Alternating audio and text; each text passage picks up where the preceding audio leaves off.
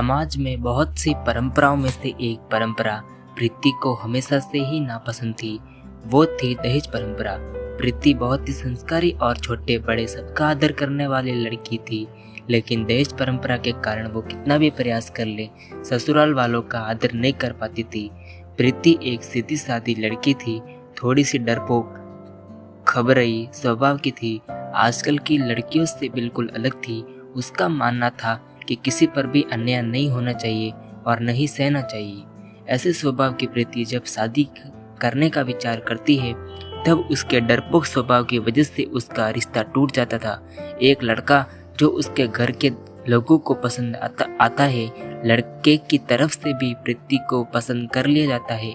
लड़के को तनख्वाह बहुत कम होती है, लेकिन लड़के के घर के लोगों की अच्छी परिस्थिति होती है। पर वो लड़के के माता पिता प्रीति के पिता से कहते हैं कि हमें घर लेने के लिए आधे पैसे आपको देने होंगे और आधे हम देंगे।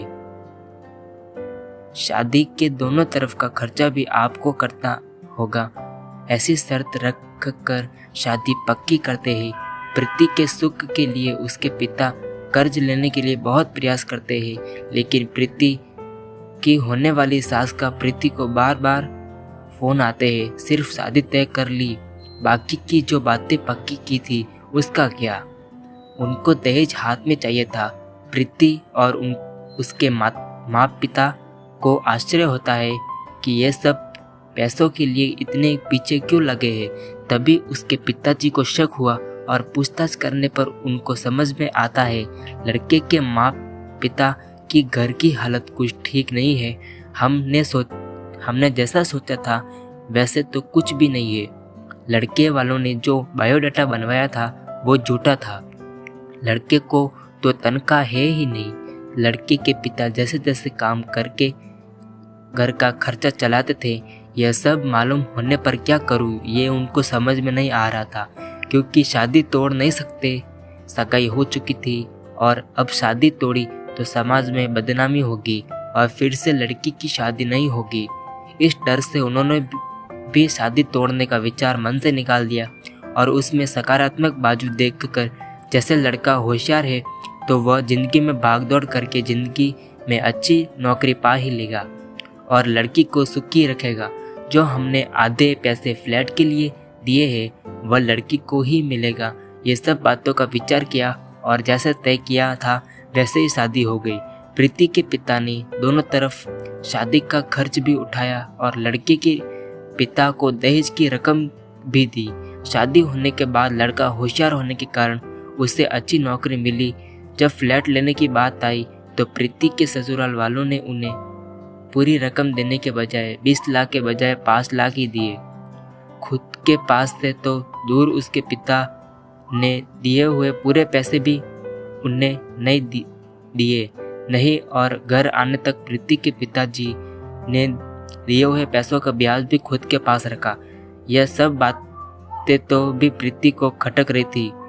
उसने यह सब बातों का प्रश्न पूछने का बहुत प्रयास किया, लेकिन उसे उत्तर नहीं मिला।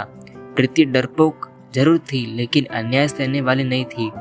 उसने हर समय सवाल और जवाब का हिसाब मिलने की अपेक्षा न होने के कारण उसे ससुराल वालों के लिए जरा सा भी आदर उसके मन में नहीं था। जैसे जैसे समय बीता वैसे वैसे उसने अपने ससुराल वालों से संबंध तोड़ दिए। वह घर आते तब वो उनसे अच्छे से बर्ताव करती थी, लेकिन कभी भी मन से उनका कुछ भी काम नहीं करती थी। और वह जब गांव में रहते थे तब कुछ भी होता था तो वह पूछना जरूर नहीं समझती थी, पर उसके ससुराल वालों को उसका कोई फर्क नहीं पड़ता था। जैसे जैसे समय बीतता गया वैसे उनके बातचीत और अपनापन रहा ही नहीं। रिश्तों से दूरियां आने लगी। सच में दहेज के कारण रिश्ते टूटते हैं तो दहेज लेना कहाँ तक सही है। हालात तुम्हारे खराब है इसलिए लड़की वालों से पैसे लेना कहाँ तक अच्छी बात है। लड़की के माँ बाप भी उसे सिखाते हैं, बड़ा करते हैं और उनके दूसरों के घर जाकर उनके घर के लिए जिंदगी भर मेहनत करती है।